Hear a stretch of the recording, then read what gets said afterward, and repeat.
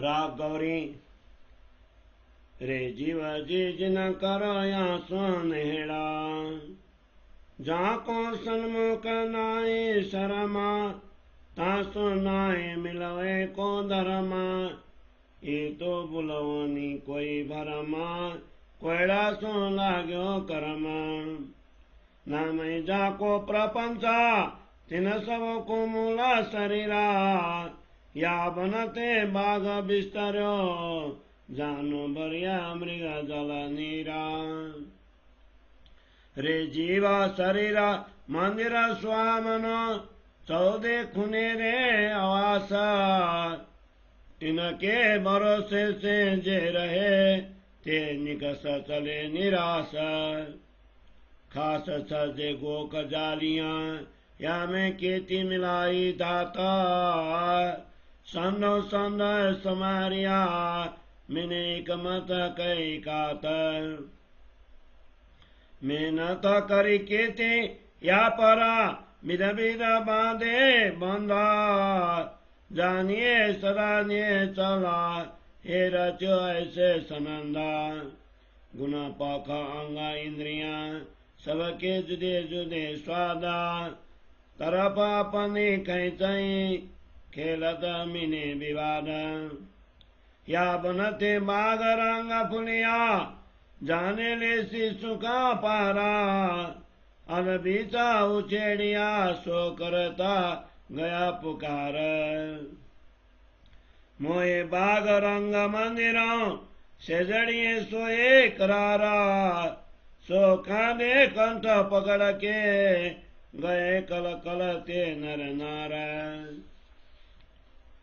ये अन मिलती सो ना मिलिए, जाको सासु नाई संगा। नाई बरस किनको, जो रेनी को पतंगा। क्यों रे नेड़ा यासु की दिए, जो मिल के करे भंगा। एक रसा वही क्यों तिन से, न्या चल नहीं जाको रंगा। ऐसे कई उजाड़े मंदिरा, ये सब को देवे छया। मिलापे में रंगा बदले, अद्वित तोड़े नेहा। रे जीवा शरीरा रचि से जड़ी, इतावे नीना पारा। ये सुते ही पद कावई, पुकारन पीछे बहारा। यहाँ सो तो मन डो माने नहीं, जो छोड़े ये अंतरियाला। उड़ जाए आप न्यारी रहे, जीव को बांध देवे मुख काला। रे जीवनी के जानिए बुलावनी, इत बोले सब कोये।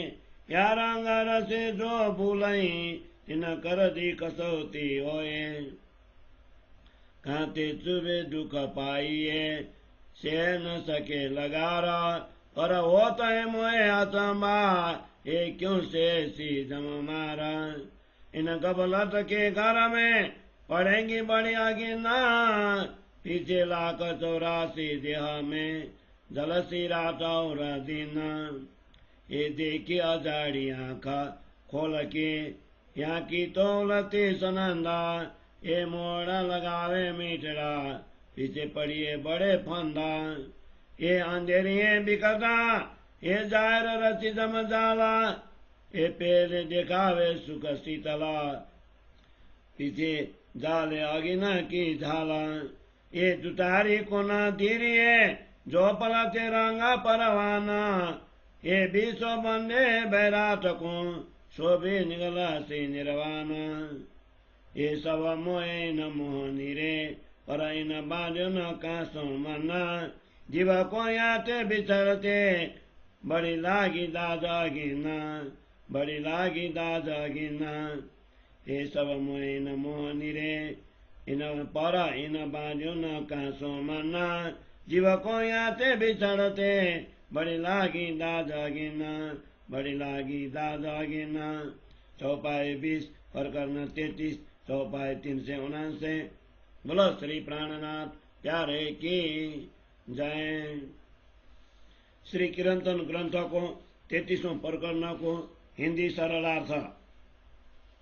जीव को उद्दिष्टा लक्ष्य कर सुंदर साठ को उपदेश देते हैं, हे जीव, 5 तत्वों के द्वारा बने हुए इस नश्वर शरीर पर ममता मत रखो। जिन शरीर को अपने साथी जीव को छोड़कर सामने से जाते हुए लज्जा ही नहीं आती, उसके साथ ममता रखना तेरा धर्म नहीं है। यह शरीर तो बुलाने वाला भ्रम मात्र है। तू तो कुहीर के समान कर्मों के जाल में उलझा हुआ है। जिनका नाम ही प्रपंच है, उन प्रपंचों सांसारिक बंधनों का मूल ही यह शरीर है। इसके द्वारा ही बाग बगीचे की भांति माया का विस्तार फैला हुआ है। मानो चारों ओर मृग जल के समान आवासित जल भरा हुआ है। हे जीव, यह शरीर रूपी मंदिर अति सुंदर दिखाई दे रहा है। इस आवास में 14 अंग, 10 इंद्रियां और 4 अंतस्करण हैं। जो इनके भरोसे रहते हैं वे अंत में निराश होकर चले जाते हैं। इस शरीर रूपी मंदिरों में चांदनी जैसा ललाट, छज्जे की समान कंधा, गोख झरोखे के समान नेत्र और नाक कान के समान जालियां लगी हुई हैं। जिस प्रकार भवन में विभिन्न पदार्थों का उपयोग होता है, उसी प्रकार इस शरीर रूपी भवन में भी धातुओं के रूप में मांस, मज्जा, रक्त, हड्डियां, त्वचा आदि का उपयोग कर शरीर के अंगों को भलीभांति जोड़ा गया है। महान कलाकार की कला कौशल का यह आदर्श उदाहरण है। इस शरीर की रचना विभिन्न प्रकार के अंशों को जोड़कर बड़े परिश्रम से की गई है।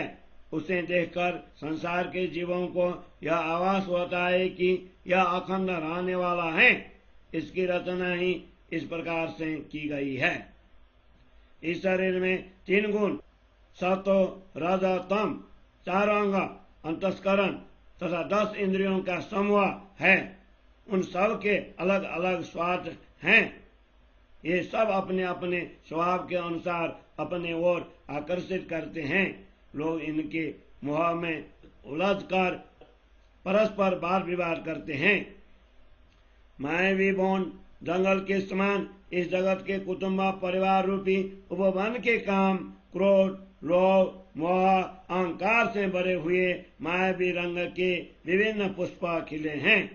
इन्हें देखकर जीव को आभास होता है कि इनसे अपार सुख प्राप्त होगा, परंतु बीच में ही मृत्यु द्वारा उसका नाश होता है।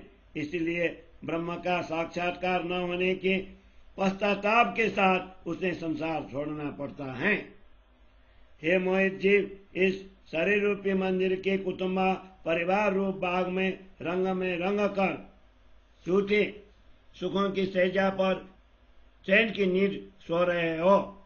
जब काल गला पकड़कर इस सुख सैजा पर से खींच ले जाता है, तब सब नर नारी रोते कलपते हुए चले जाते हैं। इसीलिए हे जीव, जिस शरीर ने अंत तक कदापि किसी का साथ नहीं दिया, उसके साथ मित्रता मत रखो। इसका संग सच्चा नहीं है। जैसे पतंग रात में ही पैदा होकर रात को ही मर जाता है, इसी प्रकार इस शरीर का भी क्षण मात्र का भरोसा नहीं किया जा सकता।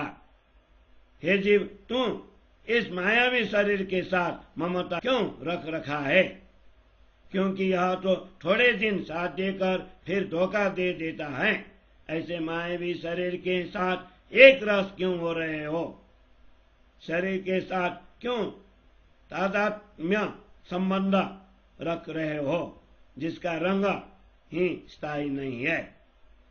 ऐसे अनेक मंदिर उजाड़ दिए गए हैं, क्योंकि यह सबको धोखा देता है।